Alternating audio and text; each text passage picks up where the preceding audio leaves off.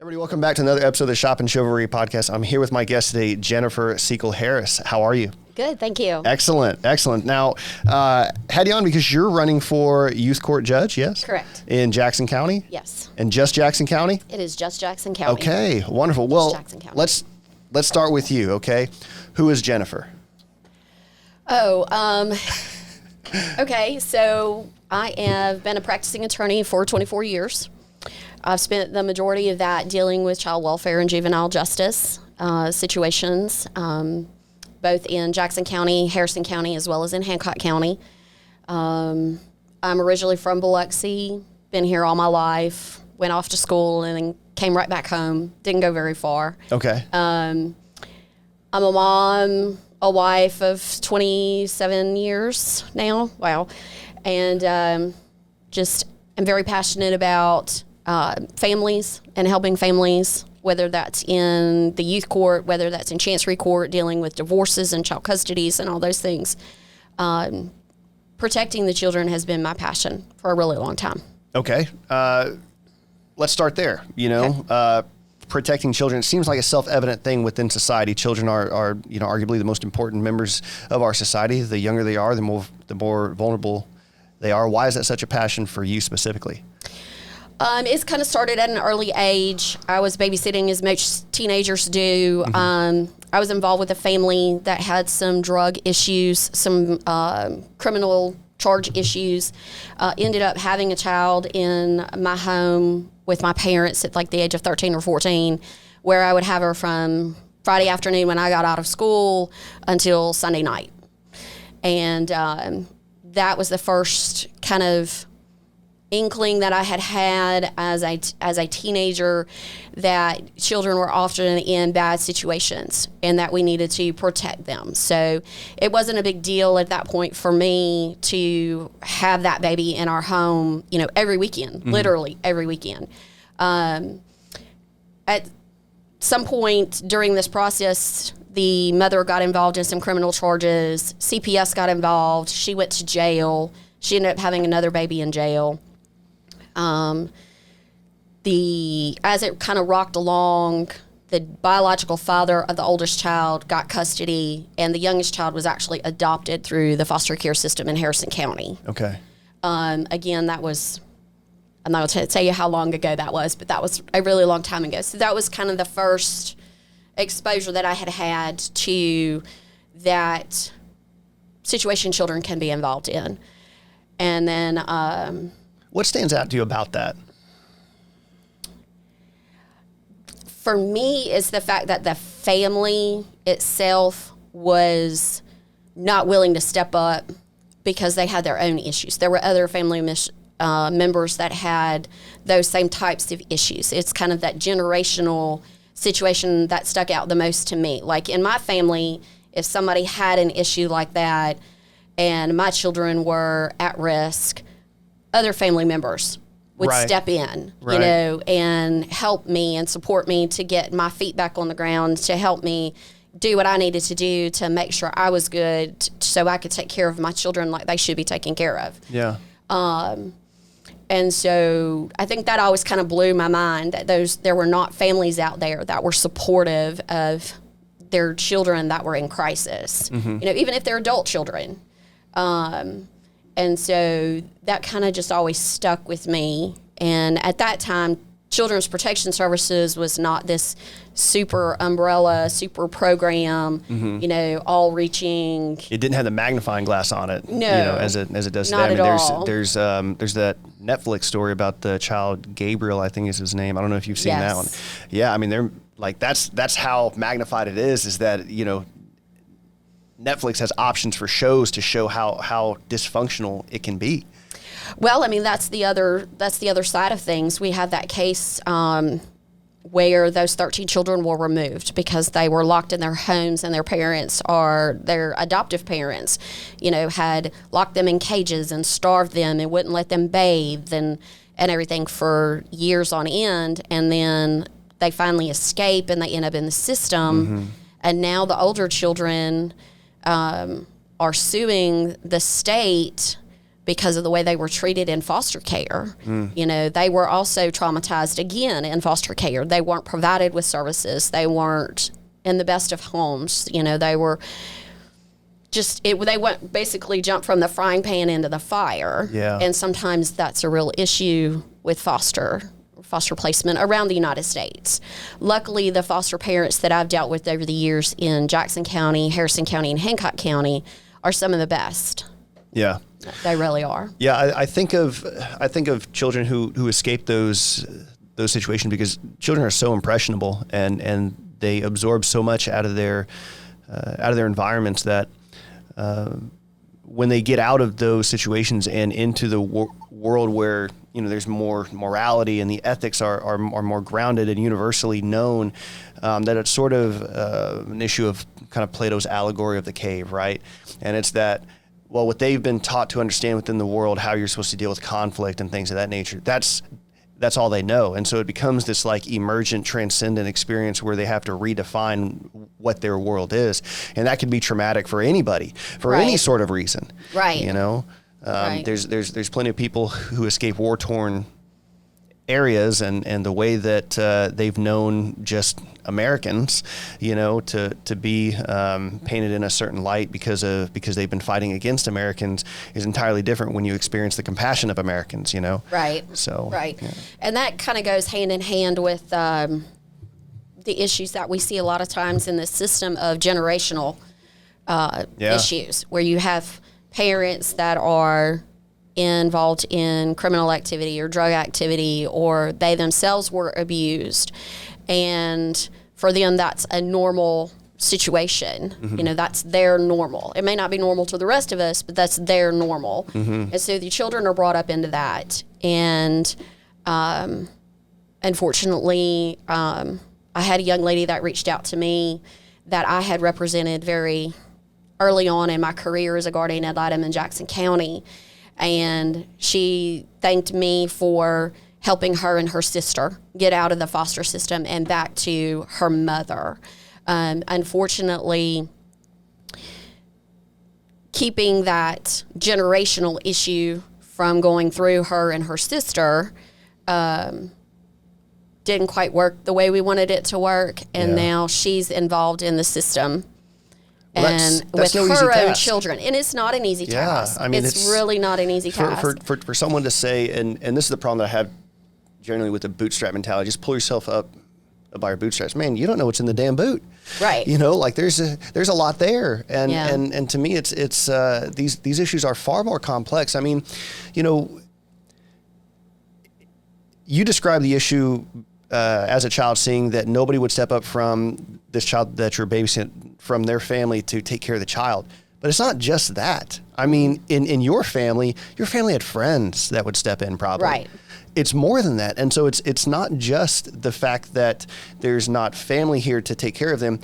That child is in a situation where they weren't properly socialized because their parents probably weren't properly socialized because they don't understand the implications of how their actions actually affect other people. And that's especially true if you consider that the most important people in their lives ought to be their children, and they don't even understand the value of that.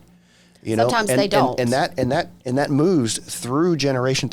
And so this child that comes up, maybe their parent did know better, and because of drugs, their priorities got mismanaged. But that's life to that child. Right. And that's how they know to behave. And that's what's very traumatic about the whole thing. So it's not just simple as like, oh, well, you know, get them out of the situation and everything should be good. No, it's more than that. There's full rehabilitation, and I think criticism. Unfortunately, with the rehabilitation issues, even if a child is adopted out, they're still dealing with those trauma issues, and they'll deal with them for the rest of their lives. Yeah. Even if they go from the very worst environment to the very best environment in an adoptive home, you know, there are a lot of times where once the children are placed in adoptive homes, the state and CPS says, okay, they're yours now. And if you have children who are acting out and you have anger issues and you have mental health issues and you have all of these things, CPS says, well, they're yours now. You have to deal with that. And when there's not any services in place to deal with that, then that cycle continues. Well, what does it take to put those services in place? Well, unfortunately, here recently, the status of our mental health in the United States, and even here in our own Jackson County, they're so inundated. You can call and get an appointment, and you're 2 months out. Yeah. It's even worse for children in our county and in other counties. So we really have to look for solutions on getting services, not only for the children that are in care, but for children when they go back to their families, or when they go back to, or when they're in their adoptive placements. Mm-hmm.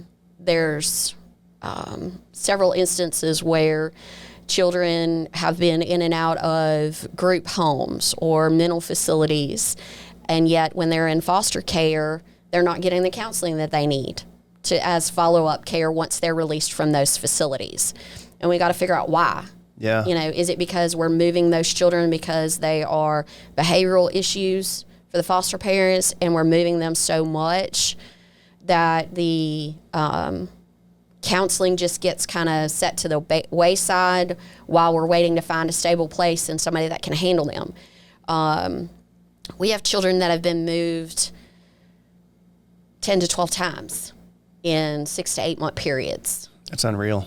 And children need stability. Children need stability. On the flip side, we have children that once they are stable, they do very well and there's no issues. But they still have the underlying trauma. They still want their parents. They're always going to love that biological parent, no matter the trauma that they've been through. So for them to then not go back into those homes and to be placed in an adoptive placement, there has to be some transition. There has to be some sort of counseling to help them deal with all the emotions that come with, not being able to go back to their original family, but eventually ending up in this permanent family.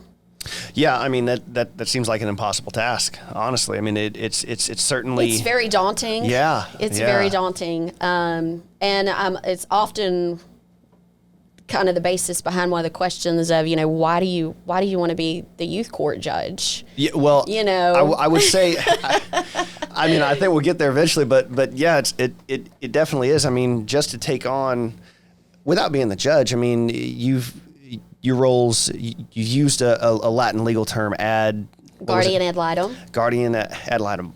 So you've performed that role in the youth court, and I think the Chancery Court as well. Correct. Let's talk more about your experiences, and then we'll segue into why still you want more of this. Right. So a guardian ad litem in the state of Mississippi can be an attorney, mm-hmm. and there's classes that you have to take as far as continuing education classes that teach you how to perform your duties as a guardian ad litem. A guardian ad litem is an attorney in most cases. It can be a person who's not an attorney, a lay person who represents the children's best interests. So they don't necessarily represent what the children want to have happen. Mm-hmm. Like if I have a 10-year-old that says, I don't want to go visit my dad anymore just because I don't want to, as a guardian ad litem, I know that having parental relationship with both parents, unless there's some trauma or some abuse or some neglect, is going to be in that child's best interest. So you have to help the court figure out what's going on. We report to the court, if there's allegations of abuse or neglect or drugs or whatever, and then we help the court, if we can at all possible, fashion a remedy to repair that relationship if it's come to that and it needs repair, or if it's come to the point where there's just so much parental conflict that it's affecting the children. Mm-hmm. And we see all sorts of issues as a guardian. So one thing that strikes me as odd is I understand in a criminal case there is an interest of the plaintiff, an interest of the defendant. It seems that in the youth court, everybody understands what the interest is. It's a single interest. Yes. Right? And so, but why are there two different legal entities arguing for one side or the other? And is there actually a one side or the other? Well, in youth court, you have the state, which is representative by Children's Protection Services, in abuse and neglect situations. You have the guardian ad litem, who is representing the best interest of the children. And the court in general is set up to help families that are in crisis to work through their crisis issues and to come out stronger and healthier. That's the, design, utopian goal. Okay. Does it always work that way? No. Have there been instances where the families are not reunified? Yes. That's why we have foster care. That's why we have foster adoptions, things like that. Sometimes families just don't get to that point of reunification. But the ultimate goal is to help families in crisis come out stronger and healthier and the children to be reunited. In a criminal aspect, you have the state and you have a law that's been broken. And so it's the interest of the state to punish a wrongdoer. Makes sense, yeah. Where with youth court, we're civil. We're not necessarily, a criminal court where there's punishment. And a lot of people think that when your children are taken, that's the ultimate punishment. And of course it is. Yeah, it is, reasonably. But it's not a criminal punishment. Mm-hmm. And that's kind of a legal distinction, and a lot of people don't quite understand that. So that's a role as, the attorney when I'm helping families to get them to understand that we are here to help. We're not here to hurt. We're here to get you through this crisis, and hopefully for the better. But with the guardian ad litem, they're necessarily supposed to be neutral, apart from the court, apart from the mom or the dad and the state. Mm-hmm. And they're supposed to kind of help that court determine what avenues we need to get back to that happy, healthy, strong family. Mm-hmm. Then you've got the judge. He's supposed to be impartial and neutral, listening to all sides, not just the parents, not just CPS, not just the guardian ad litem, but listening to everything and making that determination as to how to achieve that ultimate goal of reunification. With the prosecutor, it's similar to, a criminal proceeding. They're there to make sure that the crisis that brought the family to the attention of the court is dealt with in a fair and timely manner, and we work through that process as well. So a lot of different cogs in that system in a very complex system with very complex issues. Right. Obviously. Let me ask you something. Do your kids ever get away with anything in your household? Because we've got an attorney and you're married to a police captain, right? Yes. Yes. Yeah. Do they get away with anything? And how do they feel about you becoming a judge then? My kids would probably tell you that there's very little that they get away with. Because I don't know if it's a conflict of interest. Who's representing the kids here? Well, when my husband and I first got married, I was in law school, and he had not yet decided to go to the police academy. And so when he decided to go to the police academy and follow in his father's footsteps, we kind of made this pact between us that if he was putting them in jail, I was not getting them out of jail. So that kind of precluded what a rough conversation. Precluded the whole being a criminal lawyer, circuit court and all that stuff. So when he went into law enforcement, he was working for the city of Ocean Springs, and he's dealt with juveniles over the course of 20 years now. And now he's in the school system, so he's seeing the opposite side of things. And so we have plenty of discussions about, this is what's going on, this is what we're seeing, this is what issues the law enforcement is having. I've had multiple conversations with various law enforcement friends across several agencies here on the Gulf Coast about the issues that they're seeing with juveniles, what they think we need to do as far as the youth court system. How do we get these children in and held accountable for the actions that they're involved in?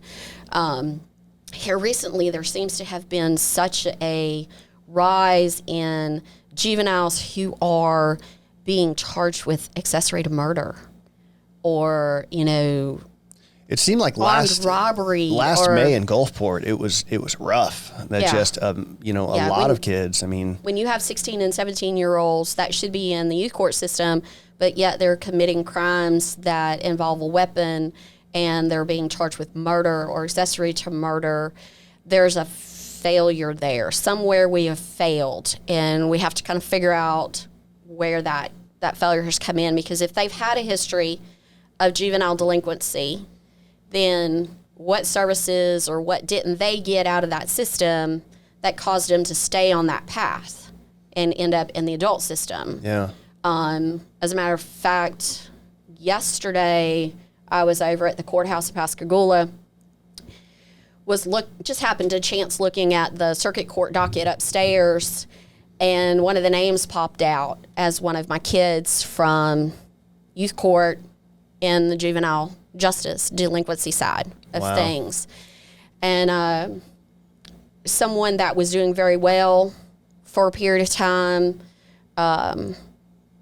as a teenager, seemed to be doing very well because I kept up with them over the course of years. And then now, all of a sudden, he's back involved with the circuit court system. So we've got to figure out, again, it's that repetition, it's those generational issues, it's, where did we as a system fail to keep him from repeating those issues he was involved in as juvenile, and now he's involved in the adult system. Are the youth courts equipped to handle a topic like that? I mean, because it seems to some degree you get into an issue of privacy, right? I mean, because some of these kids, they'll leave the courts and they go back to their families, and everything appears to be on a good path, and maybe it's just at this point media that they could be consuming, maybe culturally driven that is incentivizing these kids. They think it's cool to do these certain things. I mean, can the state, can the youth court, can they really impact that? There are certain limitations that, of course, that we have. Yeah. We can only help as much as we can. And again, you've got resource issues that limit that ability. But when you have a child, excuse me, that is fighting constantly at school, or involved in the sale of drugs, and you go to report them to law enforcement, and law enforcement is like, we can't help you. We can't help you. Mm-hmm. There's a failure to an extent because there's oftentimes not the consequences that we as adults think these children should get. Mm-hmm. I had some law enforcement complain about, and this is just, coast-wide, not specifically Jackson County, but that, they bring a juvenile in and they're told there's no room at the detention center, or they're told to release them to a parent. Well, that's a problem if you can't reach a parent, and you've got a juvenile sitting at, a police station for hours on end. Or you have a juvenile that's threatening violence, and you take them to the juvenile detention center, and by the time that officer gets back to their station or to their office or wherever their streets, that juvenile's been released. We see all the time kids in trouble, and they'll say, their most common phrase these days is, well, the youth court's not going to do anything. I'm not going to get in trouble. I'm going to get a slap on the wrist and they're going to let me go. So somewhere there's an issue across the board. And I think that kind of goes back to a lack of resources, a lack of situation. Unfortunately, Jackson County has a teenage drug issue, just like Harrison County, just like Hancock County. And due to lack of resources, they had to shut down the juvenile drug court. It's worked well in the adult detention center or the adult system. We have a great setup in Jackson County for drug court. We have a great setup in Harrison County. And they had to shut down the juvenile side of that here in Jackson County. That was announced late last year.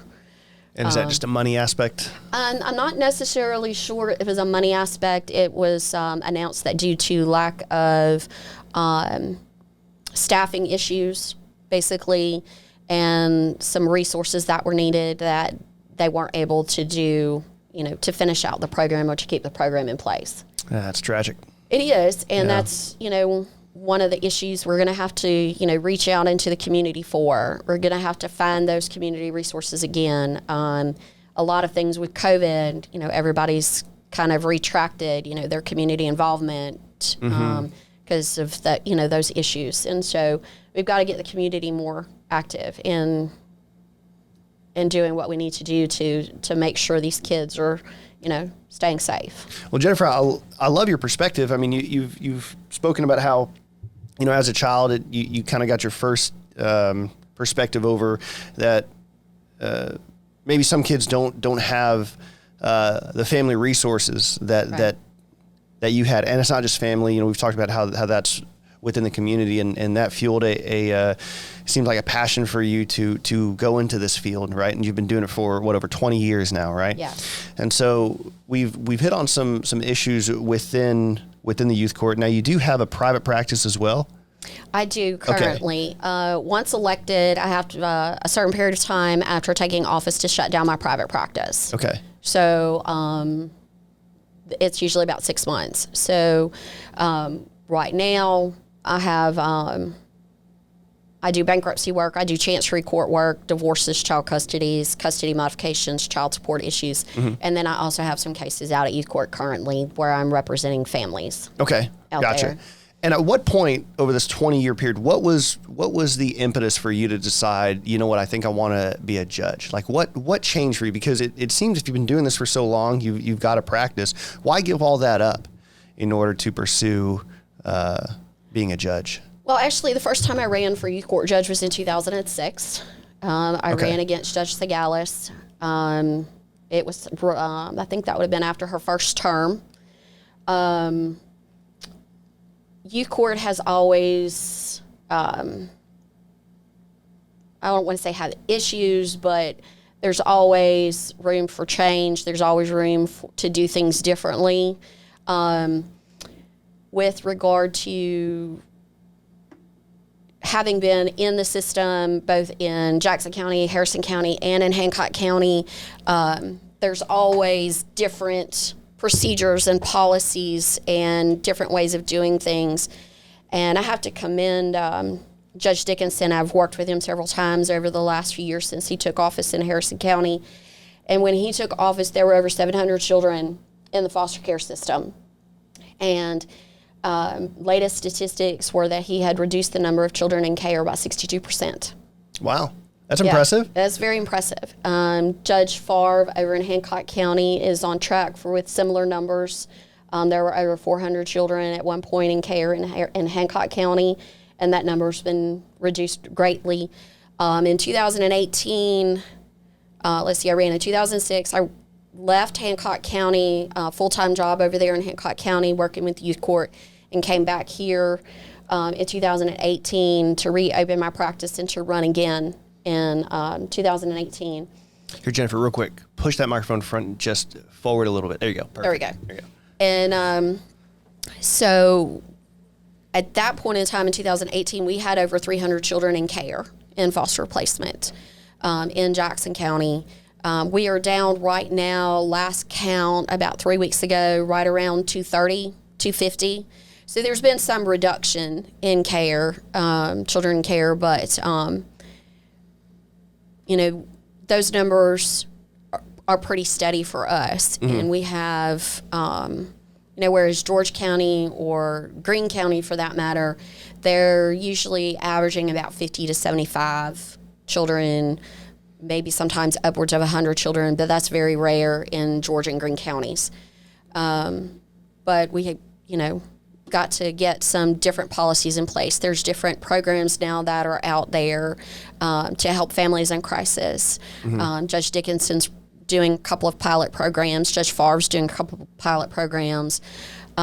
Maybe those are things we need to look at in Jackson County. That's some of the things I've talked to different people about. What's out there, what's different programs, so we can keep children, as long as they're safe, in the home and work on those crisis issues by keeping the children in home and not further traumatizing them by removing them into a stranger's household. Sure.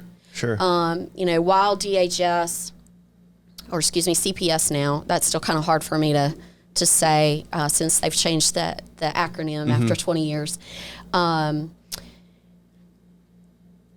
Their policies and procedures, favor family placement. Like if my children were to be removed, then it's possible they could go to my sister. Okay. That Makes kind sense. of that kind of sense. When I first started, family placement did not have to go through training to become licensed foster parents.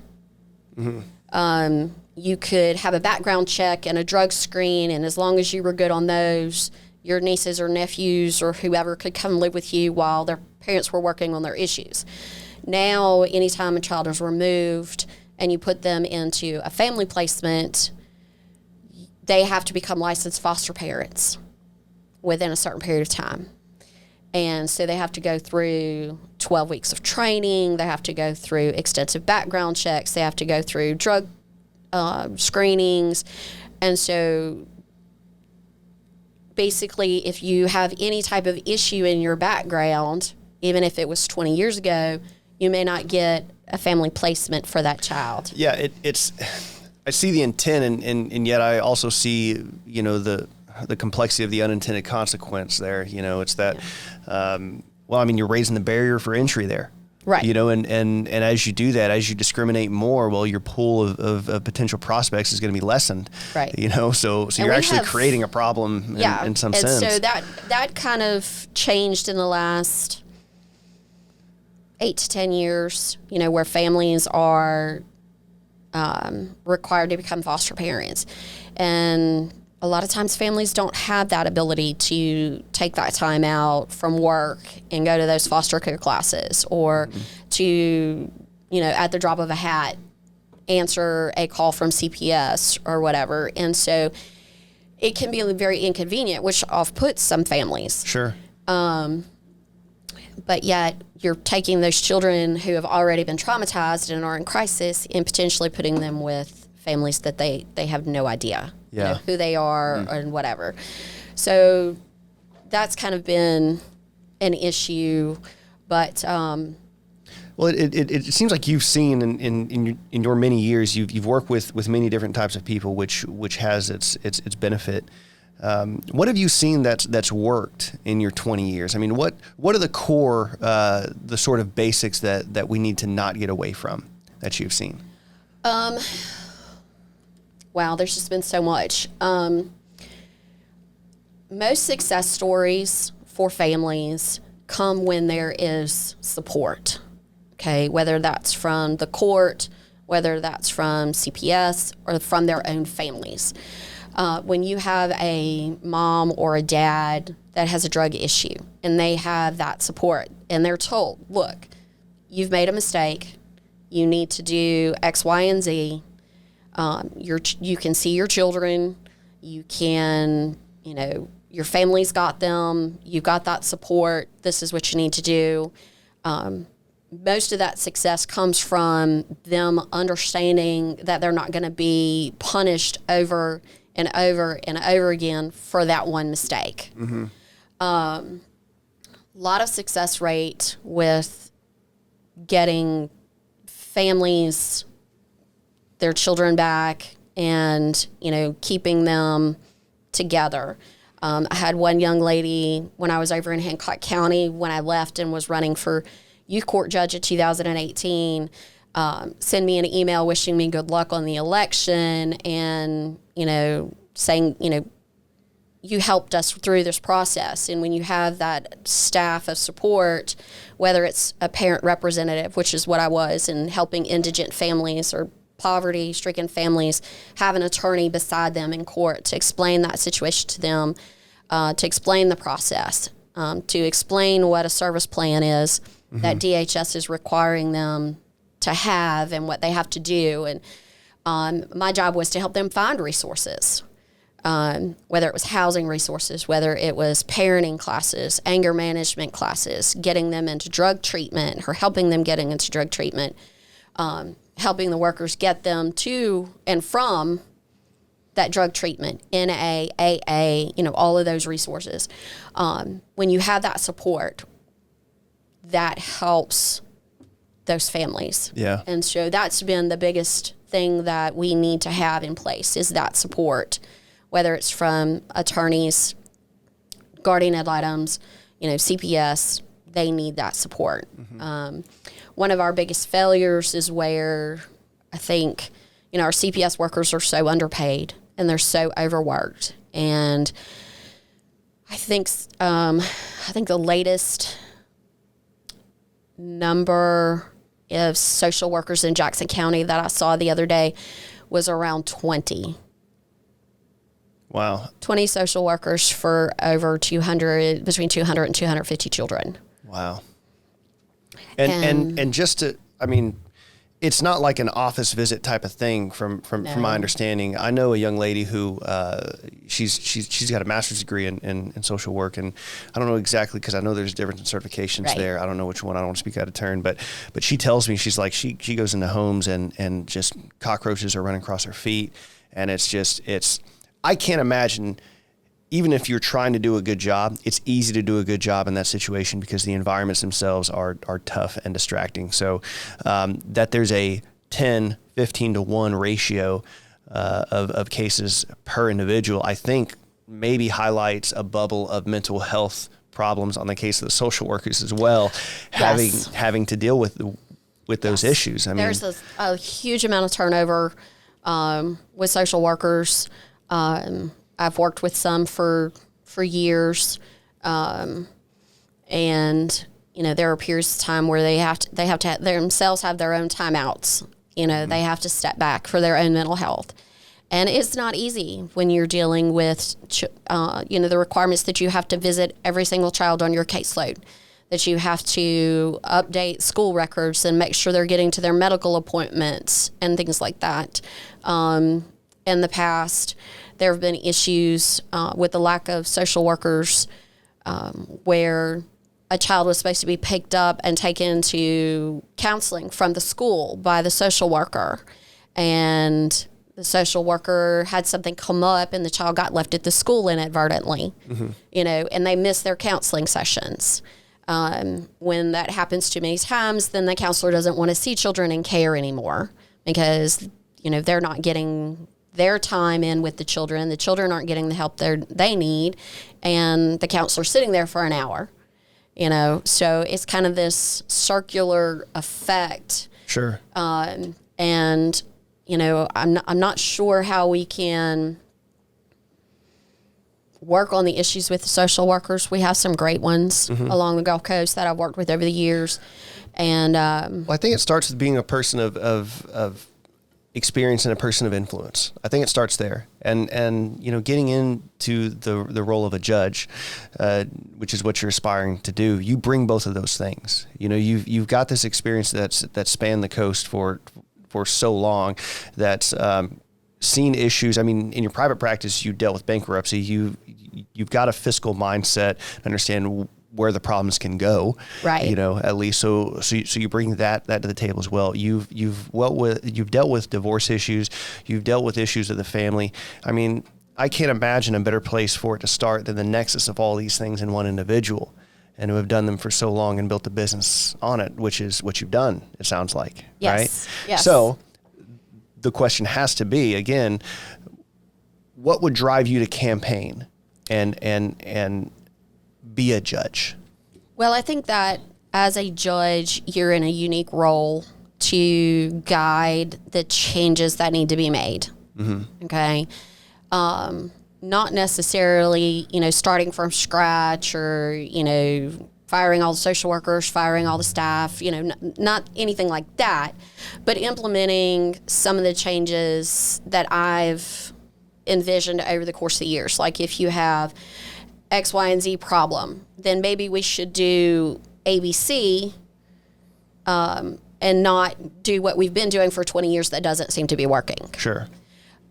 So those are kind of some things that I've looked at. And I think as the judge, you're in a unique role to make sure that those changes are implemented, that there are, people who are doing their jobs and doing them correctly.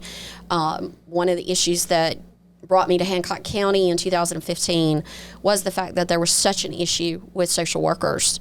There were allegations over there that social workers had falsified documents, were not taking different documents that the parents were turning in, just a variety of issues. And so they brought in an attorney for the parents to work not only with the parents, but to kind of bridge that trust issue between the parents and CPS. Well, that's a big part of it, is just trust in the system. Correct. And a lot of parents don't trust the system, especially if if they were in the system as children. Again, back to generational issues. Generational issues, yeah. They're in the system as children, and now they're dealing with the system as adults. There's no trust there. I think it's complicated further, too, because if you get in trouble with the law and maybe you don't get your fair shake of justice, whatever that looks like, it's easy to look at the person who's prosecuting you and the person who's supposed to be looking out for the family as the same person, Right. within the state. And so if you distrust this person, you ought to probably distrust that person as well. So as the judge, we have to make sure that all of those people keep in mind that ultimate goal of, again, that utopian goal, a stronger, healthier, happier family at some point, and making sure everybody's doing what they need to do. And if we need to change that, if we need to implement a different procedure, if we need to implement a different policy, because, for 20 years, the system, not just in Jackson County, but in general, has been plagued with issue after issue after issue. And I get daily emails from a listserv from all over the country with various issues, that not only do we deal with here in Mississippi, but they deal with in Nevada and California and Michigan and Maryland and everything. And one of the great things that I've been able to do over the years is go to different conferences on these different issues and meet with these different people and discuss different procedures in other states and how we can maybe implement them in our state. And it's something I look forward to doing once elected, bringing in other ideas that are working in other states that maybe have not been looked at here. Yeah, and I'm glad you brought that up. I think it's easy to look at anything Mississippi has administratively and paint it with the same broad stroke paintbrush that says it's behind the times. I don't believe that's the case on the coast. It may be pervasive in the state. I don't believe that's the case on the coast. You would know more in this realm, certainly, right, than I would, but it means a lot to me that you would say, well, it's if there's 49 other experiments out there, right? Right. It's likely somebody's doing something better, and we ought to take a look at that. So I think that's really cool I think that's a part of what you're running on. That's a lot of, there's a trend right now going through the United States that youth courts should not be confidential, that it should be opened up to public, so that not necessarily... That terrifies me. Well, to an extent, not using names or allowing the press into it, but most juvenile justice child welfare systems have an automatic gag order in place. When a child comes into custody or a juvenile comes into custody, you cannot discuss it with anybody.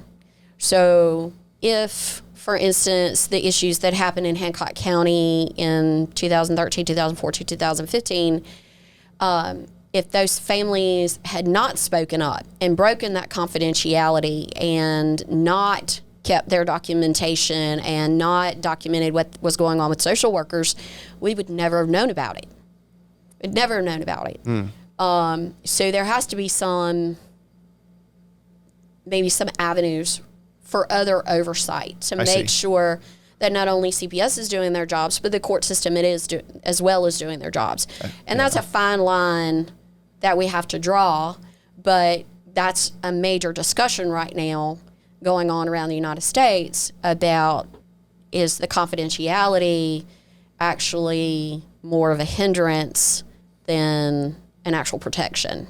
Yeah, I'm curious what the marginal benefit of that is. I'm also surprised that might be part of the discussion when it seems that there are very progressive ideas out there that seek to cancel the box. I don't know if you've heard about this, but it's to remove the box on an employment application of have you ever been convicted of a felony.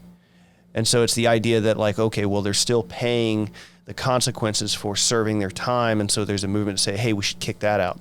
There's a study years ago done out of Duke that looked at the economic implications of the way you were named, right? Okay. John versus, say, I don't know, any other name, right? Right. But the study found that, now, again, it's the causality is where the important part of the study is, but certain names you would have less likely of getting a job, you therefore would make less money in the long run. So there's this idea like, hey, maybe we should remove names from applications because that might be a way that somebody might, through their bias, discriminate against somebody. Again, these are... I hadn't heard about that study, but yeah, in that's that very progressive interesting. thought. Yeah, right. That's So, very interesting. so it is surprising that they might want to make those public. And of course, anything that's in public, also to start limiting press seems to be like a constitutional issue. There's government providing access to something, but then also limiting press. And now you have this for-profit press that's out there. Right. That's kind of terrifying as well. And then with social media as well, once it's on the internet, it's out there. It's out there. Yeah. So like right now, when Chancery Court is open to the public, okay, so if you're going through a divorce and somebody wants to sit in there that is in no way related to your case, you can sit in there and you can hear everybody's dirty laundry in Chancery Court divorce. Oh, man. Okay. If you want to go in and hear about an estate where somebody's passed away and their assets and their creditors and all that stuff, you can go sit in Chancery Court. You can go sit Really? in criminal court and listen to a trial of a defendant that's been accused of a crime. In youth court, you can't even step foot into the building unless you are involved in the case in some way. Okay. I have a case out there right now where I'm representing grandparents. The grandparents right now have custody, and even though I represent a party, I can't call and say, hey, this is Jennifer, can you give me this information? They don't do that over the phone. They won't even acknowledge that there's a case over the phone. I mean, that's the confidentiality issue, and it's great to an extent. Yeah. But when, again, there are issues with, again, I hark back to Hancock County, how does somebody find out that those issues are going on, right? Until a family member steps up or the court itself polices itself and releases that information.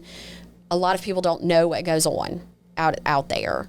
So it's a fine line between juggling, hey, this is how many kids we've taken into custody, and these are the reasons why we've taken them into custody, or these are the reasons why these children have been arrested, not giving their names, but giving their, crimes,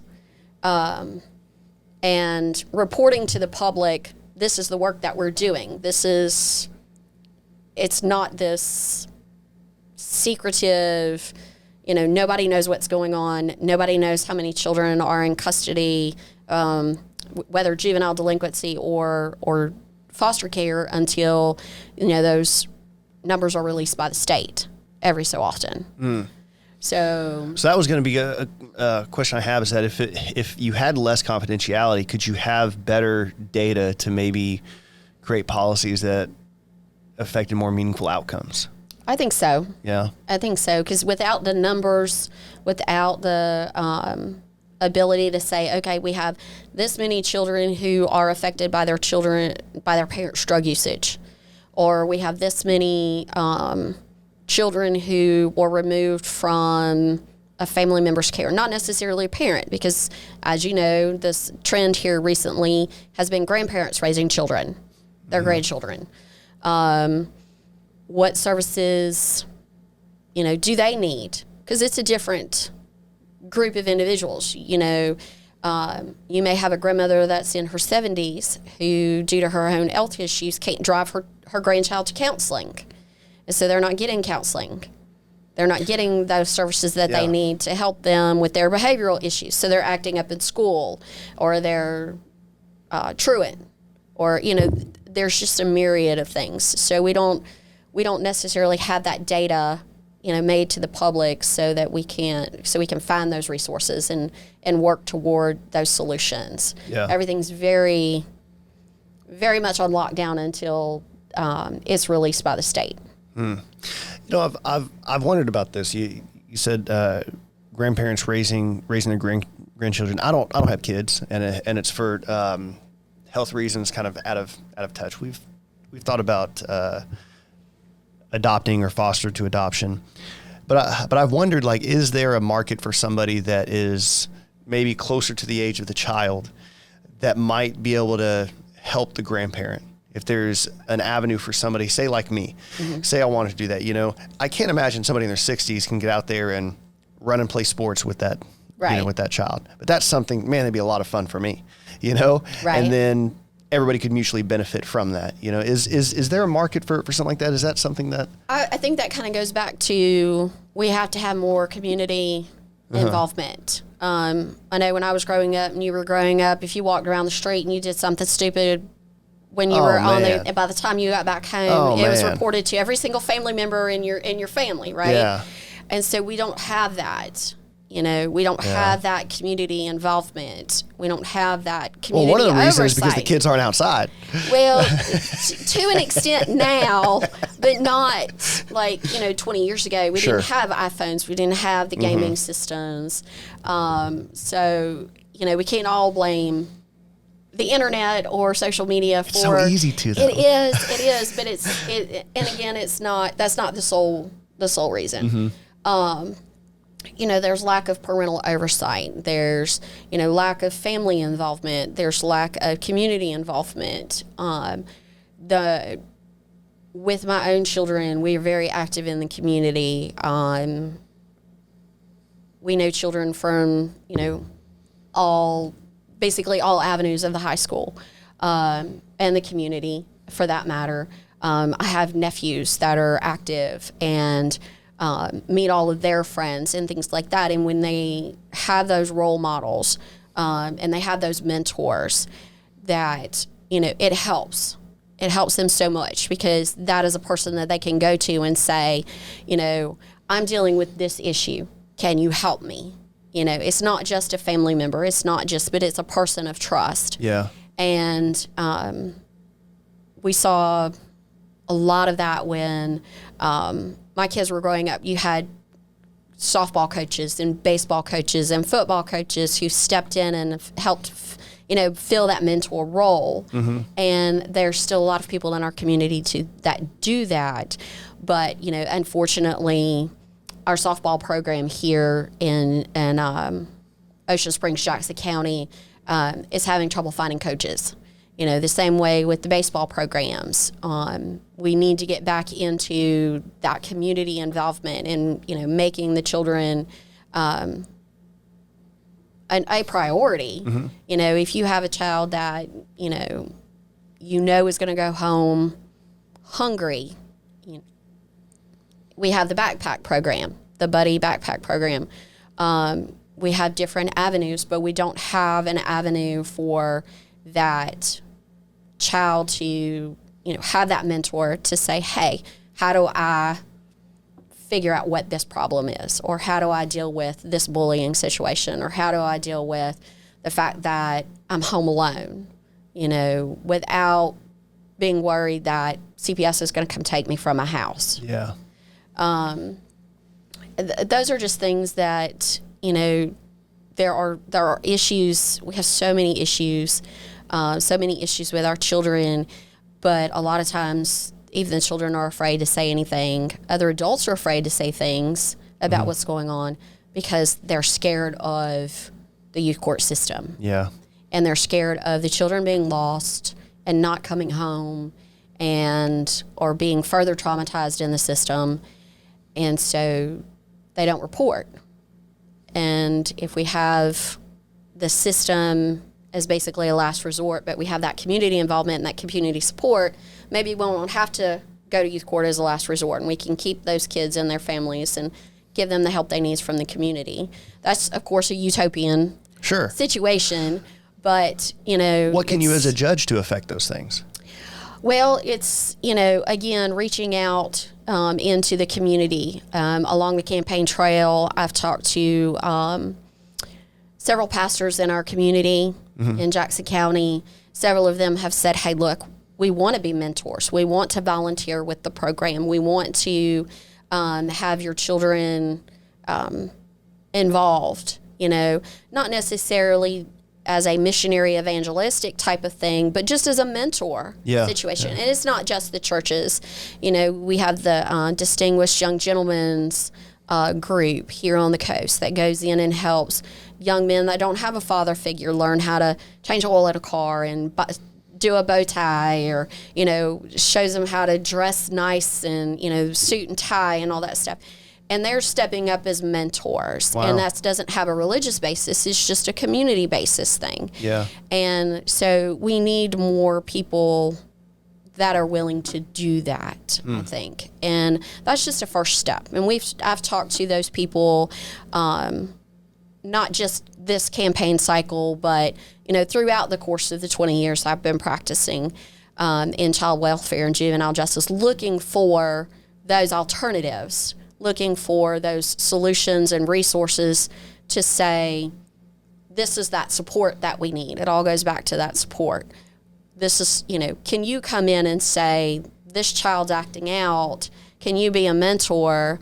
Channel that energy or misbehavior, or if that's possible, that's not really a word, but their energy into productive things and not destructive things. Sure. And I think there's something primal to that. I really do. I think that we've got this. I try to do this on Facebook, but the question of is there meaning or are we meaning seeking creatures? And right. And I think to some degree we are meaning seeking. And one of the things everyone seems to want to have an impact on the world. Well, one of the things you can do to create an impact on the world is create an impact on something within the world. Right. And so I think there's something primal to doing, like this table. This table is something I built, right? And it's, I don't know, it's not crazy nice, but I did it. Right. And it means something to me for that. I felt good about that. And I think for a lot of people, they would find more meaning in their life and find more value in the things that they do every day if they're taught to do things on their own and taught that you can find fulfillment that way. So I think that's really important. So this, what is the group? This Distinguished Young Gentlemen Club? Man, that's great. Yeah. That is so huge. It's a great program. Yeah. And then you've got situation. It kind of goes back to, if you're doing it, we went back to that bootstrap thing. Bootstrap yourself out of that situation. That's so hard to do unless you have that support, unless you have that mentor that can help you. Because a lot of times when kids are in crisis and the trauma, they have tunnel vision. Yeah. All they can see is what they've been through. Yeah. And while, over the course of the years, we've been successful in helping families get reunited. Sometimes the most heartbreaking things are when families are not reunited. Mm-hmm.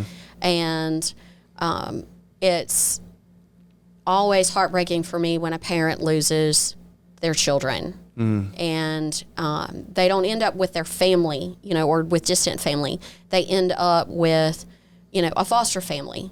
And like I said earlier, we have some great foster families. But unfortunately, the foster families need support too. Yeah. And there's not a lot of support for foster families because there's only certain things you can do. Like, for instance, if a foster family needs to, go out of town and they want to bring their foster children with them, they have to have court permission. Makes sense. Yeah. Okay. If they're traveling across state lines.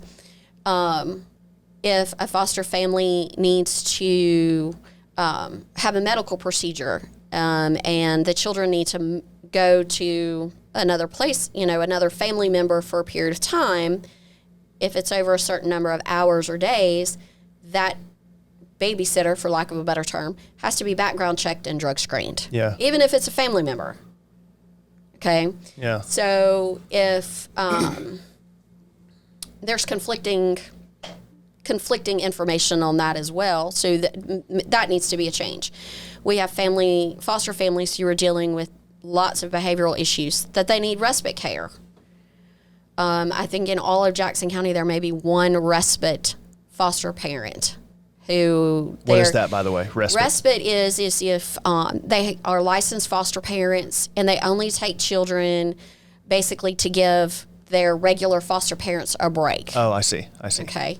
So I think last I knew there was only maybe one or two respite foster parents available. I would bet a lot of people don't know about that, because that might be, because I know a lot of people who have considered foster care, but they think the burden is they don't want to bite off more than they could chew. Right. That sounds like a great segue. It is. It really is. And over the course of years, we've had foster parents who were foster parents and then decided not to be foster parents anymore because of just the myriad of issues, not only with the children themselves that are in placement, but what they see as problems in the system. Mm-hmm.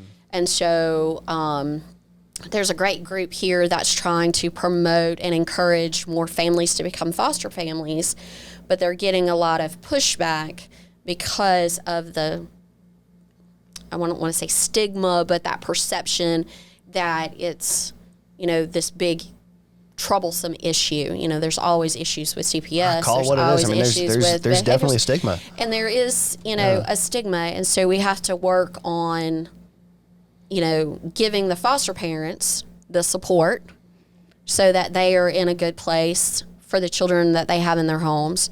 I became aware here recently that once foster families adopt, basically CPS says they're yours now, and if there's issues, continuing behavioral issues,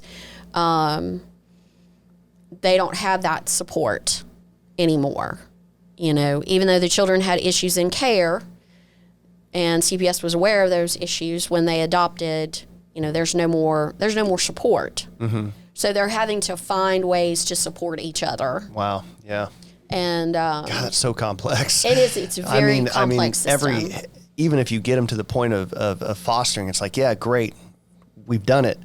Oh, by the way, now we've opened Pandora's box to this next just huge complex thing. I mean, my goodness. Right. I mean, how do you? So, man, we've talked a lot about things and problems within the community, and your perspective is fantastic, by the way. Thank you. How do you decompress from all this? Because it seems that in your household, and we've talked about this, you've got your husband who deals with issues out in the community, which, oh, by the way, really gives you a unique perspective that you haven't talked a lot about. Right. Is that you've got a unique perspective at I would say the grassroots level about what a community actually needs, because the people that deal with problems within the community, are police as well. And you get to hear that all the time. So I guess let's start there.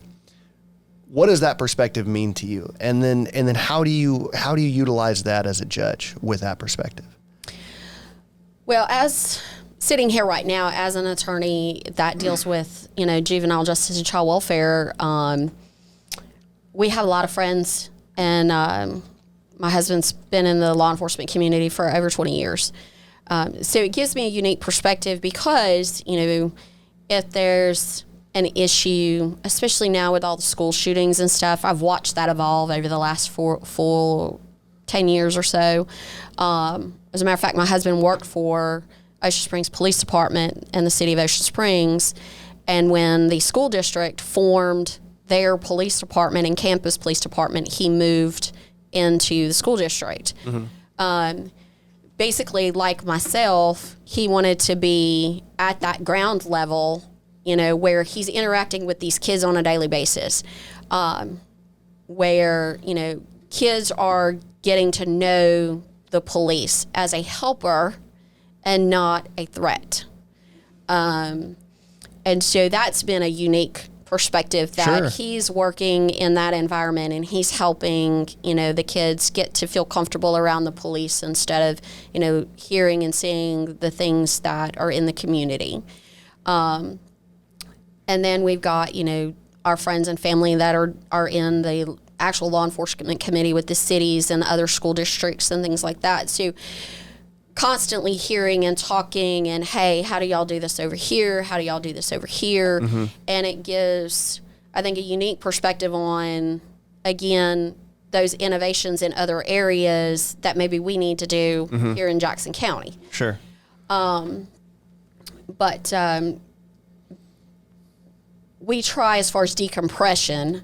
Again, we're very active in our community. So we're, when I leave the office at 5 o'clock or 6 o'clock, I'm at a ball field somewhere till my son went to college. Now where my daughter's in the band and color guard and all those things, and nephews are playing football and baseball and swim meets and stuff like that. So we're still active and, spending time with our family and, spending time as a couple, it kind of helps decompress and all of that stuff. So, again, it goes back to family. It goes back to support. That's been a major theme for me. Families are sacred to me. Mm-hmm. They always have been. And so as a youth court judge, the fundamental right to parent your children, that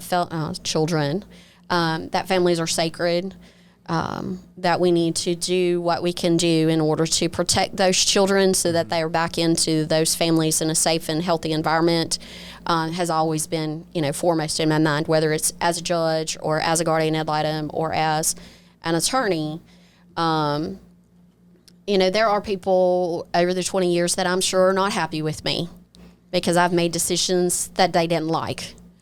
And even as a divorce lawyer, I represent one side and the other side may not like me because I represented my client and I got them what they wanted. That's natural in the course of human interactions. Yeah. It's, but I think that at the end of the day, as long as I'm doing what I need to do to protect the children and to protect my clients, I'm doing my job. Yeah, agreed. And so when people say, oh, she didn't do this or she didn't do that. Well, okay, you were on the other side and you didn't like my decision. And that's natural that you're not happy with that decision. Right. But, again, I'm following the law. I'm following policies and procedures. And I'm doing, again, it's a human ideology. I'm doing what I feel is in the best interest of the children, and you have to take into account, that human aspect instead of the utopian aspect, and not everybody's going to be happy. Well, I think people need to realize that it's better to solve problems outside of the law than with the law. First and foremost, probably, because you can't legislate ethics. Exactly. You can, try as you might. Exactly. You're using big tools to manage very delicate things, right. when it comes to the law.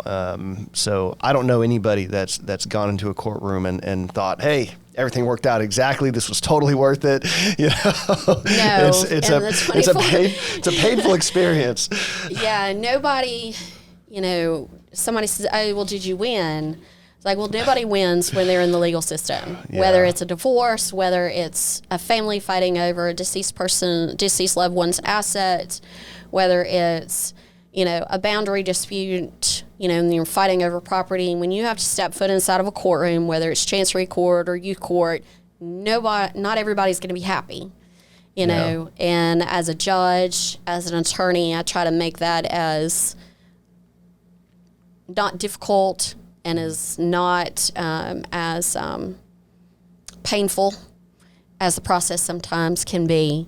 And at least I try to the best of my ability. Yeah. And I know over 24 years I have not made everybody happy. But, first and foremost, anybody who's ever, worked with me knows that, families and children have always been my passion. Yeah. Well, that comes out in the way that you talk about it. Well, thank you. For sure. Thank you. One thing I'll say too is that I don't know if you're familiar with Thomas Sowell, but he's got this great line about law, and it's like there are no solutions, only trade-offs. So pretty much that sums up divorce law very, very well, for sure. Yeah. Unfortunately, with youth court, we try and work on solutions instead of trade-offs. Yeah. Yeah, the successes for me over the last 20 years have always been, trying my best to make sure the children are happy and healthy, whether that's with their families or with being adopted. And I've done so many of those, over the course of the years. And I still keep up with some of my kids that I represented in adoptions and helping families become families. Yeah, and to take on this as a profession, I think you can't do without a passion. I think it is. We've talked in here about how tragic and how traumatic these things can be, and even if it's not happening to you, to experience the details of those things, and to have to go over them and to sit with these parents and deal with the emotional weight that comes with all these things, because you are going to have to experience them. You can't Definitely. do that if it's not with some sort of passion or some sort of higher purpose driving you to that. No, So multiple times I've been asked over this election cycle, are you sure you want to do this? This is your third time to run. it's a good question. Why do you want to do this? And I'd say, this is just what I feel in my heart that I need to do. Yeah. I've been working toward this for a long time.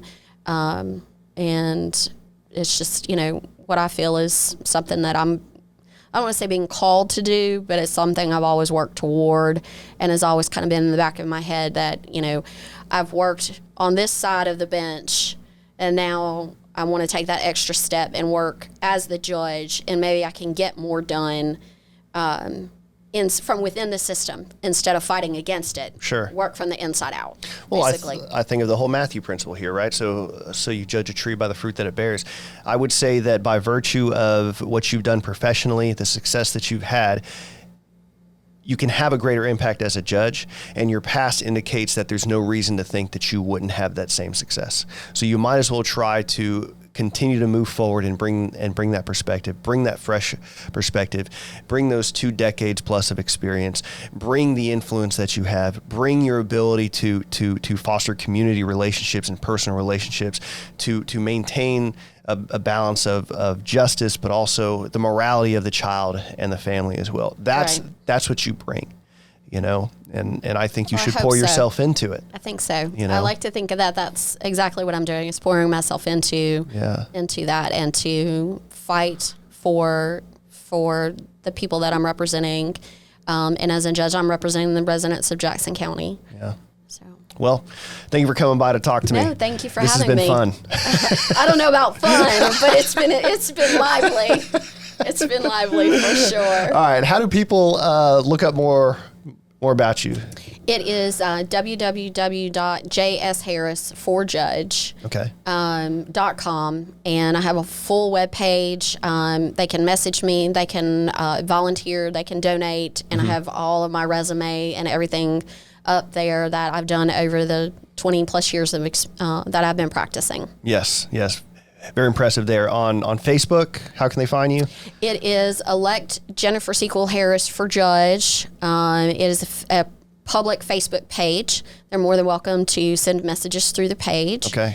And then I have my law office page as well. So it's Jennifer Sekul Harris Legal Clinic is my public Facebook for my office as well. Perfect. Well, again, Jennifer, thank you for Thank you. stopping by. Good luck to you. Vote November 7th? No, November 8th. November 8th. My bad. Yep, 28 days today. All right. Well, good luck to you. I wish you the best. Thanks. Thank you for having me. All right, everybody. Bye. Bye-bye.